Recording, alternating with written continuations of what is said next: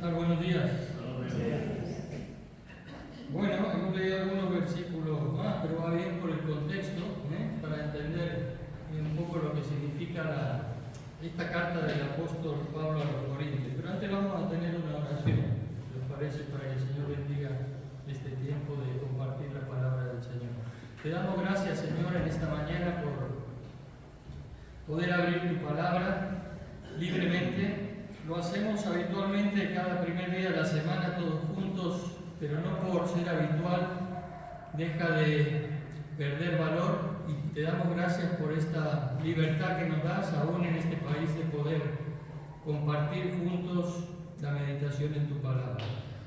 Bendice este tiempo, Señor, para que seas tú el que realmente por tu Espíritu sea el que dirijas, administres y proclames tu verdad. Lo necesitamos, Señor, cada uno de nosotros en nuestros corazones y para nuestra vida de comunidad. Te lo agradecemos desde ya, en el nombre de Cristo Jesús. Amén. Cuando vamos a esta carta de Primera de Corintios, ¿se acordáis que hace domingos atrás hablábamos de una iglesia viva y hablábamos sobre Hechos capítulo 2, veíamos lo que es la iglesia y esas 4 características que marcaban que una iglesia es viva en el Señor? Pero hoy quisiera hablarles de una iglesia ambivalente. Es una iglesia que nos muestra esta iglesia de Corinto y podemos identificarnos también como iglesia. Pero antes hay que marcar 3 conceptos claros.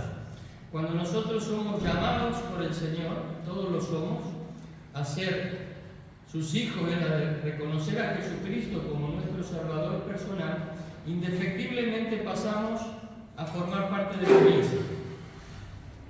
Es algo que va unido. Cuando el Espíritu Santo sella nuestros corazones como hijos o hijas de Dios, formamos parte del cuerpo de Cristo. Por lo tanto, no podemos separar el ser salvos de lo que es ser iglesia.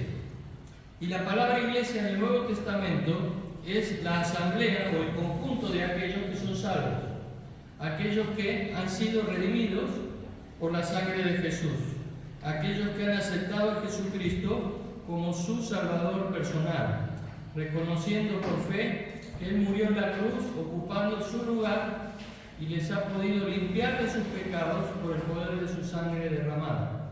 Él es el único mediador entre Dios y los hombres. Jesucristo hombre, Jesucristo muerto y resucitado por cada uno de nosotros. Cuando el Señor Jesús asciende a los cielos, antes de esto le dice a los discípulos que conviene que yo me vaya para que venga el Consolador, el Espíritu Santo. Y es el Espíritu Santo el que hace que se forme la iglesia, descendiendo ya no sobre las personas, sino en las personas, como Dios había prometido en el Antiguo Testamento. Transformaré sus corazones de piedra en corazones de carne, y sobre ellos y en ellos moraré. Estaré en ellos y no sobre ellos. El Espíritu Santo, que está en todos aquellos que hemos creído en Jesús como nuestro Salvador, es el que sella nuestra pertenencia como hijos e hijas de Dios, es el que nos hace conocer que somos hijos o hijas de Dios, el que nos habla de toda verdad, el que nos habla de Jesucristo y hace que el Señor Jesucristo sea formado en nosotros. Y cuando ponemos todo esto en común, somos iglesia, porque todos somos parte de la Iglesia Universal de Jesucristo. Luego nos reunimos en diferentes lugares en la faz de la tierra, en diferentes países, en diferentes horas, en diferentes circunstancias. Hay hermanos que se reúnen en libertad, como nosotros hoy. Hay otros que se reúnen en lugares de persecución, como sabemos que hay muchos países que esto sucede, pero todos pertenecemos a la iglesia. Somos la iglesia de Jesucristo. Cuando vamos aquí al primer versículo que Pablo comienza esta carta, dice: Pablo, llamado a ser apóstol de Jesucristo por la voluntad de Dios, y el hermano Sóstenes, que era un colaborador suyo, a la iglesia de Dios que está en Corinto, a los santificados en Cristo Jesús, llamados a ser santos, con todos los que en cualquier lugar invocan el nombre de nuestro Señor Jesucristo, Señor de ellos y nuestro. Pablo lo está diciendo aquí claramente. Cuando leemos los primeros versículos o capítulos de esta carta, encontramos una imagen ambigua de la iglesia. Es interesante ver las introducciones de Pablo a las cartas, cómo se presenta él. Él se presenta aquí como apóstol, ¿verdad? Sería otro tema entrar en lo que significa apóstol, pero perderíamos mucho tiempo hoy. Pero es un tema para analizar. Y lo que Pablo está diciendo aquí, fijaros que dice a la iglesia de Dios que está ¿dónde? En Corinto. Es como si dijera hoy a la iglesia de Dios que está en Palma, a la iglesia de Dios que está hoy en la calle de la Concordia, ¿verdad? Pero es notable ver cómo en otras introducciones a la carta, por ejemplo en la carta a los tesalonicenses, Pablo está diciendo a la iglesia de tesalonicenses en Dios. No dice en Tesalónica, dice en Dios. Y esto nos demuestra esa ambigüedad de la iglesia, esa ambivalencia de la iglesia de Jesucristo. Pablo aquí está describiendo una iglesia real, una iglesia concreta, con sus contradicciones, con sus paradojas, con sus bendiciones, pero se está refiriendo a una iglesia en concreto, ¿verdad? Existe una tensión en la iglesia desde que fue creada por el Espíritu Santo entre lo que la iglesia aspira a ser y lo que la iglesia en realidad es. Y este es un concepto que debemos grabar. Existe una tensión entre lo que la iglesia aspira a ser y lo que la iglesia en realidad es. Existe una distancia entre lo que la iglesia es ahora y lo que la iglesia llegará a ser algún día. ¿Por qué? Porque estamos en proceso de construcción, estamos en proceso de edificación, estamos en proceso de santificación, y lo que llegaremos a ser algún día es lo que Dios está produciendo en este tiempo en cada uno de sus hijos y en su iglesia en general. Y la iglesia en Corinto no escapaba a esa ambigüedad, a esa ambivalencia que existe también hoy entre nosotros. Existe hoy en la iglesia de Jesucristo en todo el mundo. Es una tensión que existe entre lo que la iglesia es hoy y lo que la iglesia aspira a ser y lo que la iglesia va a llegar a ser con toda seguridad, porque no depende de los miembros de la iglesia, sino que depende de Dios.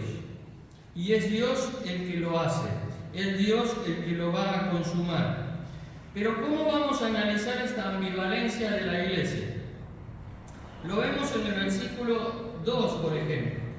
A la iglesia de Dios que está en Corinto, dice: a los santificados en Cristo Jesús, llamados a ser santos, con todos los que en cualquier lugar invocan su nombre, el nombre de nuestro Señor Jesucristo, Señor de ellos y nuestro, gracia y paz a vosotros, de Dios nuestro Padre y del Señor Jesucristo. Pablo, como decimos, le escribe a la iglesia de Dios que está en Corinto. Y podemos ir identificándonos nosotros con lo que Pablo le dice a esta iglesia en concreto. Pero debemos considerar el contexto en primer lugar, ¿verdad? ¿Dónde estaba Corinto? Corinto estaba en lo que ahora es Grecia. Es un istmo entre la Grecia continental y la Grecia insular. Es un istmo, es decir, un punto de unión entre dos tierras muy pequeñitos donde se forma un canal. Tuve la suerte de estar hace muchos años y se ve claramente cómo hay dos paredones de roca natural y un canal en medio que es el que une un mar con el otro mar. Y del lado de Italia, podemos decir, se cruza al lado de Grecia, que es el mar Egeo. Y esto era muy importante. ¿Por qué? Porque era un centro comercial importantísimo, era crucial este paso. Es como el canal de Panamá hoy, o el canal de Suez. Entonces pasaba en el Imperio Romano todo el comercio que venía del oeste hacia el este y viceversa. Era un centro de comunicación internacional importantísimo en esa época. Y esto daba lugar a unas características, a un contexto de prosperidad económica y comercial. Tenía varios puertos la ciudad de Corinto que se encontraba en este istmo, y allí podían comerciar de todas las partes del imperio, llevando y trayendo mercaderías y personas. Por lo tanto, había un nivel de vida medio alto, económicamente hablando. Pero esto provocaba también desigualdades en la sociedad. Era una población muy diversa porque venían personas de todo el imperio y se asentaban allí, en esta ciudad griega. Y esto provocaba un sincretismo social, cultural y religioso. ¿Qué es sincretismo? Es cuando se mezcla una creencia y se adaptan a las otras. ¿Qué se adoraba en Corinto? ¿Cuál era el contexto religioso, podemos decir? Era una ciudad tremendamente idólatra. La idolatría era parte de la idiosincrasia cotidiana de los corintios diaria.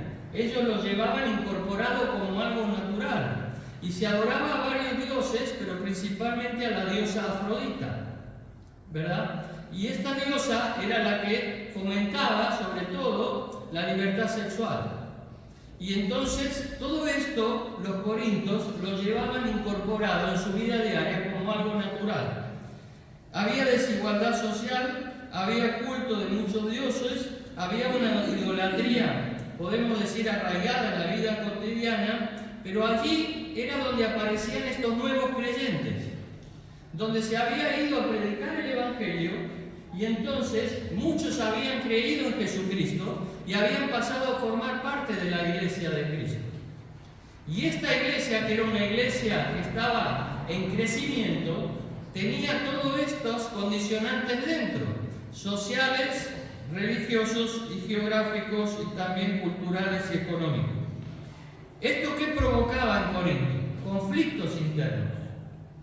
Había divisiones, porque unos venían de un contexto social, otros de otro, y también consideraban la manera de actuar de una manera, las costumbres las preservaban dentro de la iglesia, y esto provocaba divisiones y también bastantes maneras de interpretar la doctrina bíblica, y creaba muchas tensiones, muchos conflictos entre ellos. Y entonces Pablo escribe esta carta, y vemos un poco la realidad de esta iglesia, y escribe esta carta, que es una iglesia, podemos decir, que está creciendo, que está en ebullición, pero que necesita que la identidad cristiana sea marcada en la iglesia. Y lo que pasa en nuestros días también es esto. Nosotros estamos en un mundo, en una sociedad occidental, sobre todo hoy, que ha perdido los valores cristianos. Y se está moviendo en una corriente anticristiana, cada vez más notable, en una corriente anticristiana cada vez más arraigada en la sociedad, podemos decir incluso en una corriente antiteísta, es decir, atea, en esta sociedad laica, donde no hay principios cristianos en la sociedad, sino todo lo contrario. Y la forma de idolatría que existe hoy no era la que vivían los de Corinto, pero sí hay idolatría. Hay otra clase de ídolos.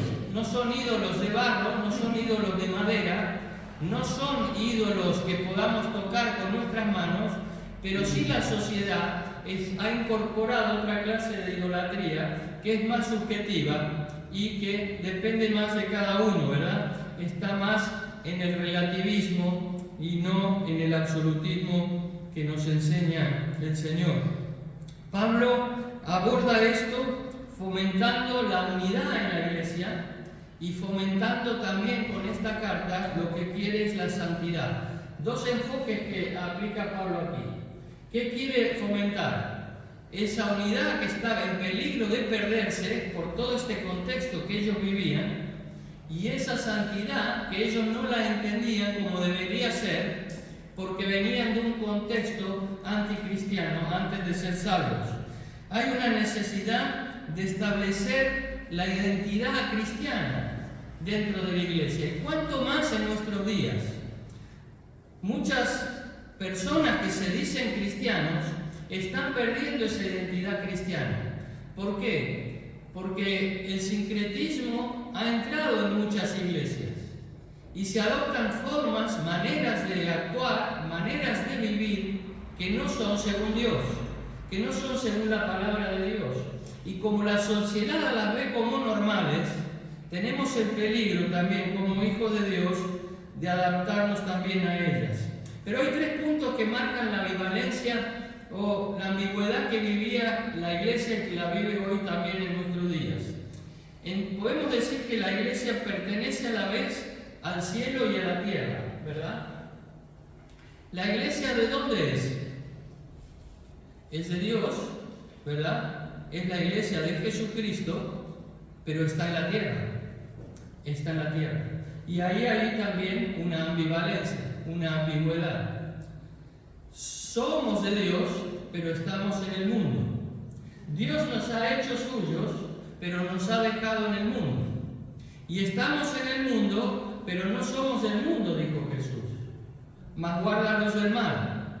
Esto es lo que Jesús les dijo a sus discípulos antes de partir. Y Pablo escribe a la iglesia de Dios que está en Corinto, y cuando escribe le está diciendo esto.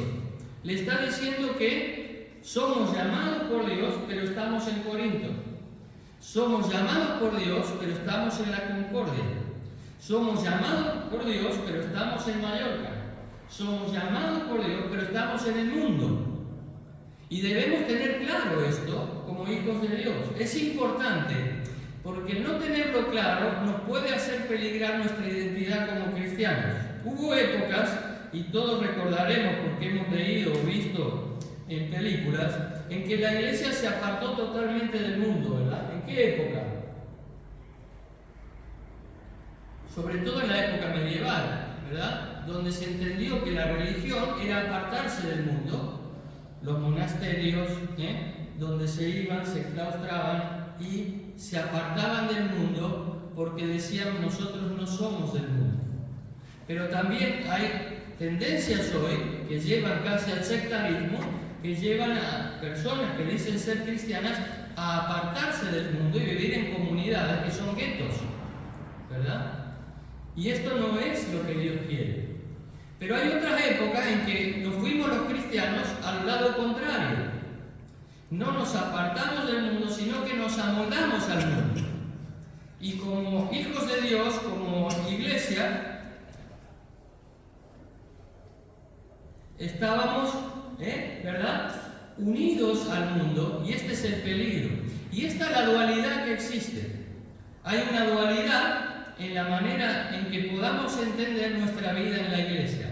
La iglesia es de Dios, pero está en el mundo. Y eso crea una tensión. Lo notamos cada día nosotros en nuestra vida diaria. Hay un mundo que nos empuja a ciertos valores y hay un Dios que por su palabra, al cual pertenecemos, nos dice, no, estos no son tus valores. Son los míos los que debes seguir. La iglesia, es decir, cada uno de nosotros, no hemos sido llamados ni a excluirnos ni tampoco a asimilarnos del mundo. Ni una cosa ni la otra. Y entonces, ¿cómo se logra ese punto? Agarrados a Dios en nuestro diario vivir.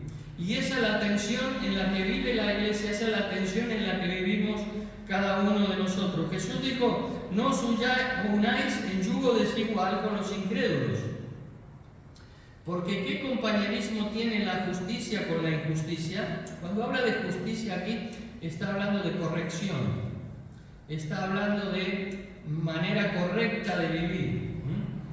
Una persona justa es una persona que vive correctamente, según Dios.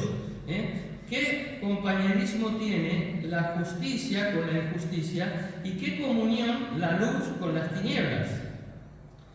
Por lo tanto, si oímos las palabras de Jesús, necesitamos recordar que somos de Cristo.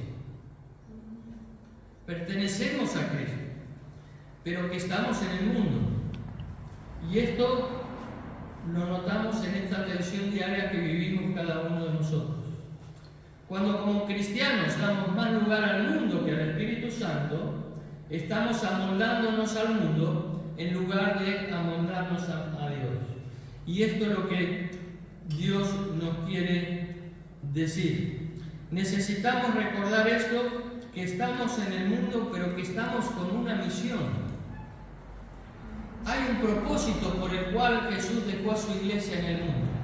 Jesús podría haberlo hecho de otra manera. Podría haber dicho, todo el que sea salvo se viene conmigo al cielo. Y la iglesia estaría en el cielo ahora, ¿verdad? Totalmente redimida, por completo, de una vez, instantáneamente. Pero no, nos dejó en este proceso de santificación. ¿Para qué? Para que cumplamos una misión.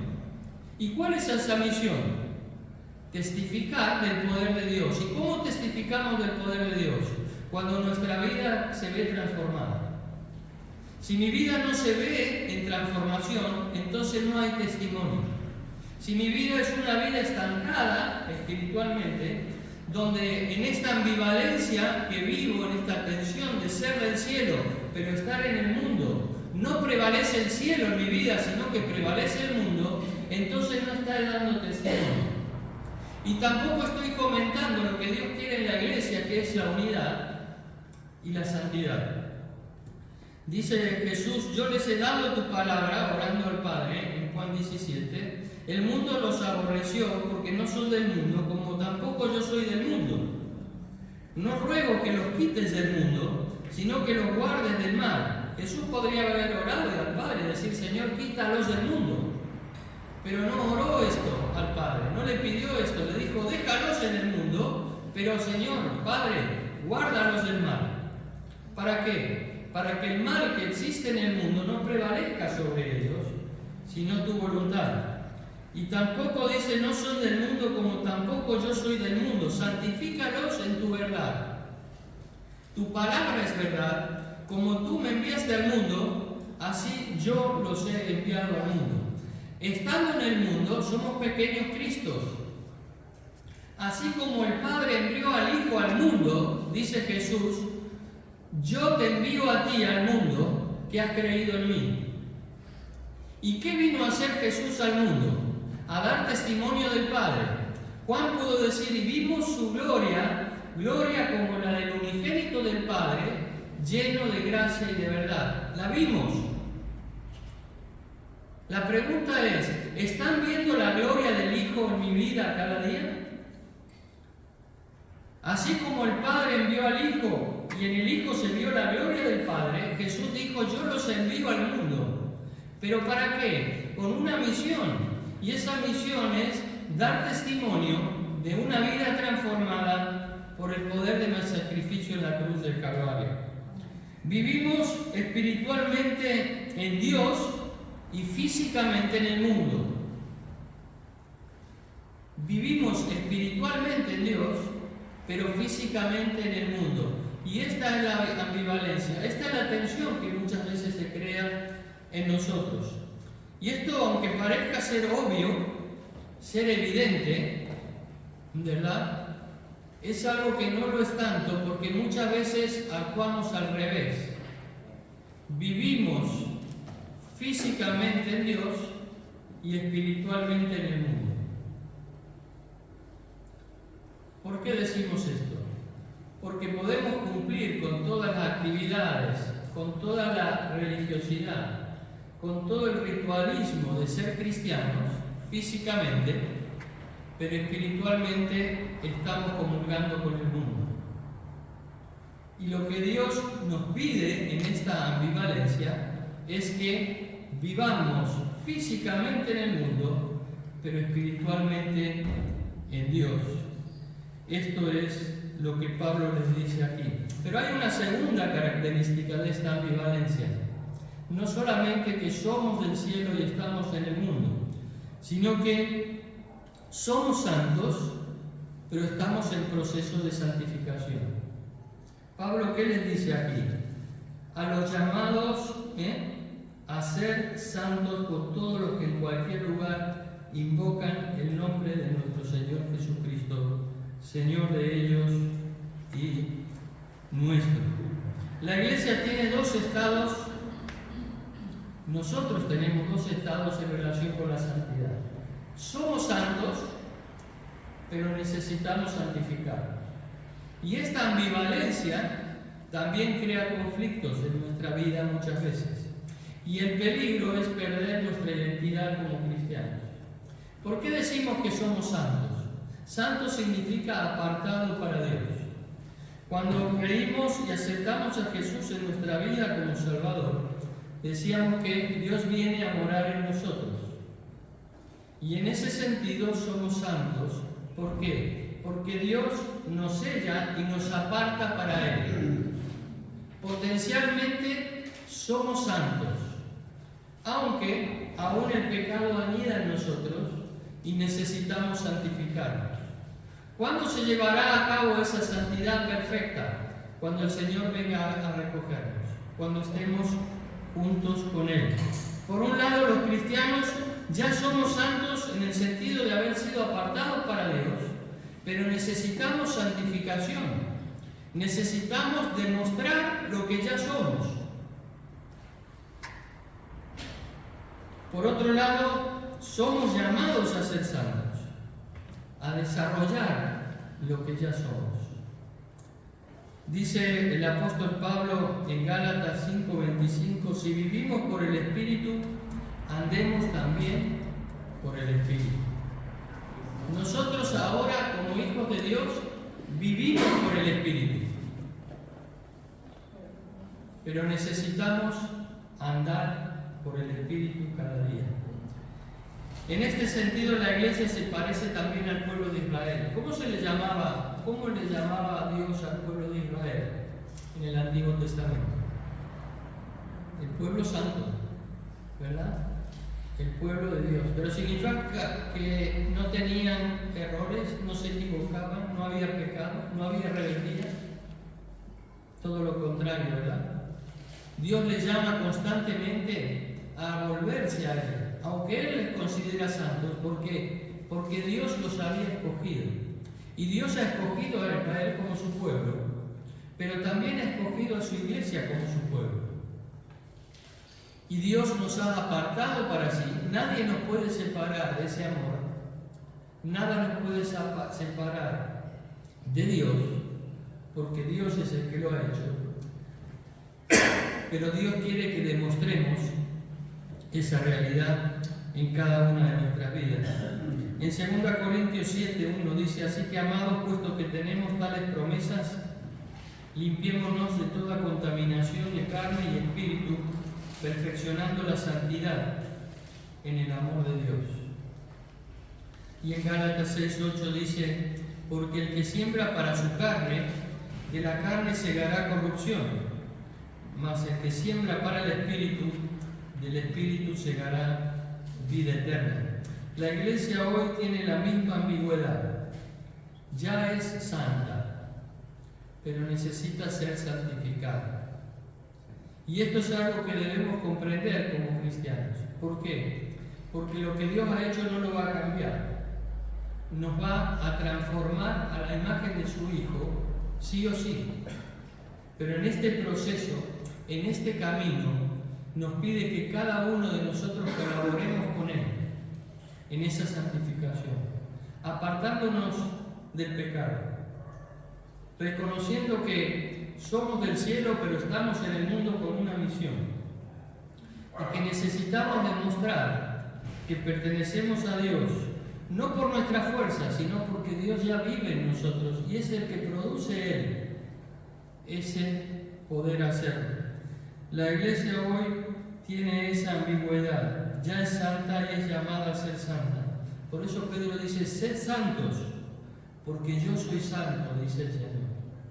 El Señor es santo, y en esa santidad debemos transitar hasta que el día final llegue. Y por último, la tercera es que la iglesia llama a Dios, pero también es llamada por Él.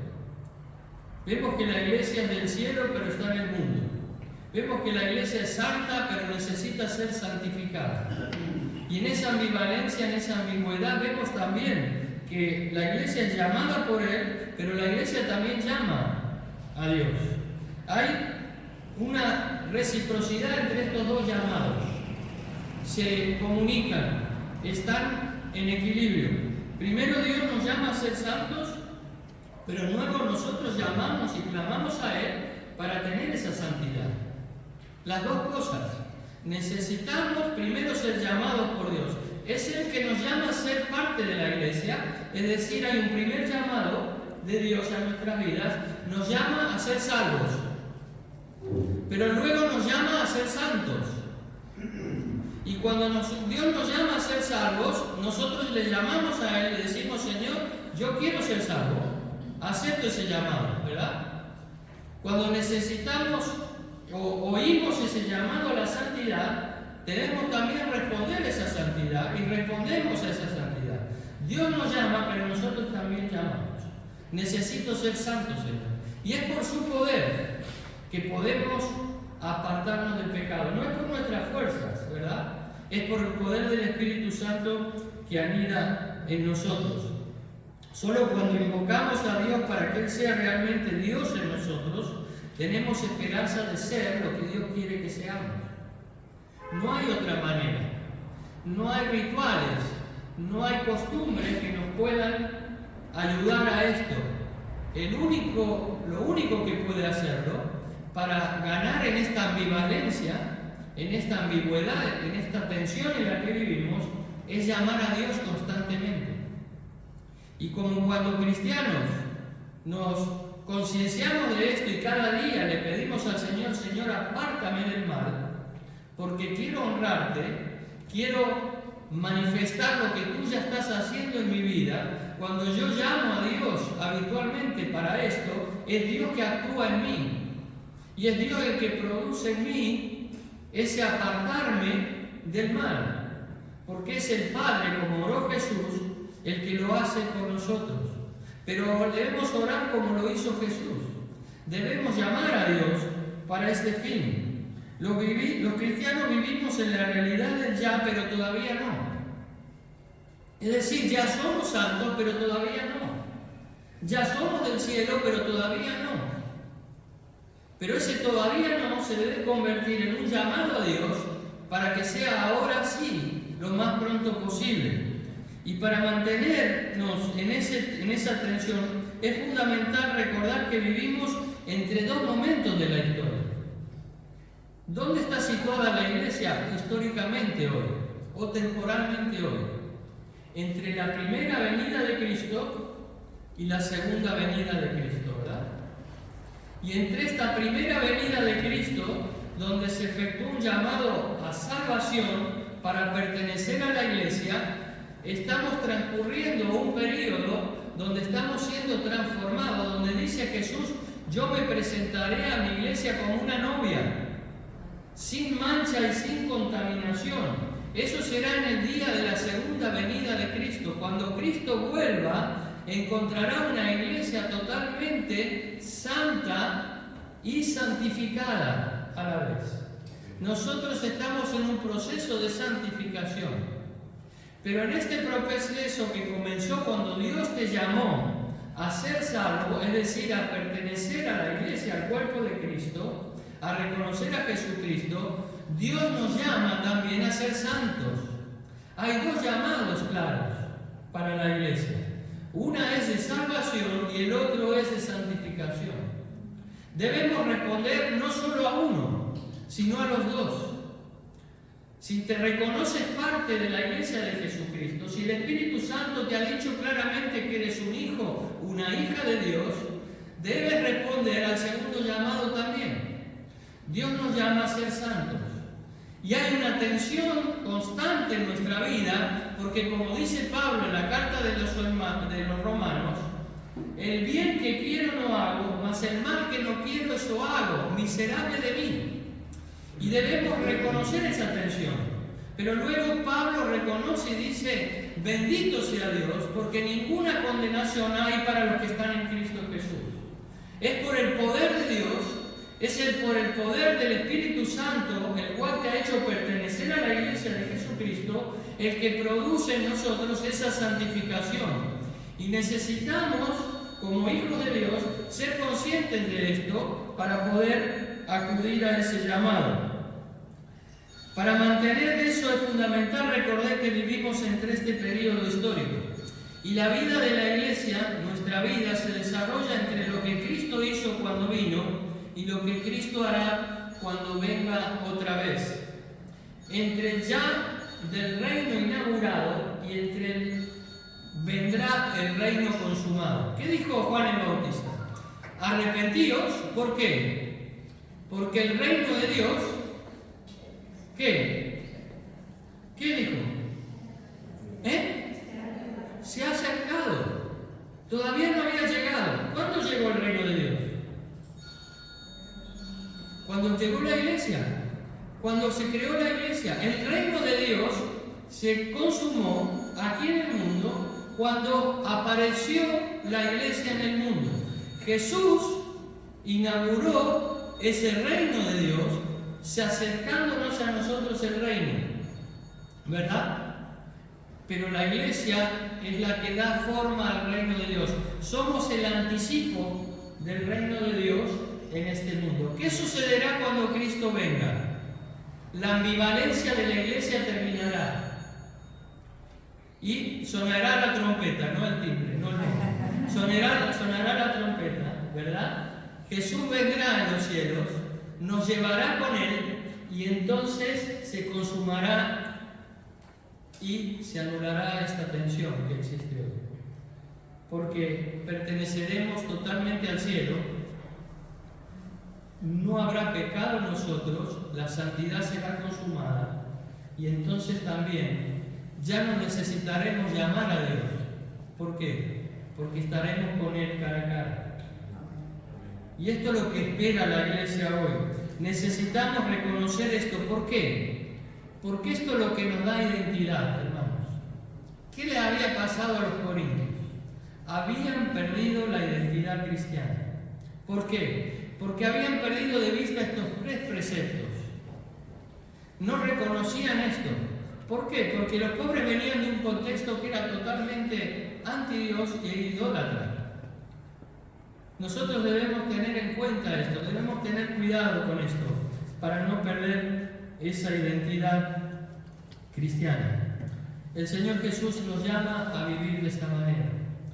Y te invito a ponerte de pie, para que podamos pedirle al Señor que esta enseñanza, esta palabra, pueda hacer mella en mí en primer lugar, en cada uno de nosotros, y podamos reconocer esta realidad que vivimos como Iglesia también en nuestros tiempos.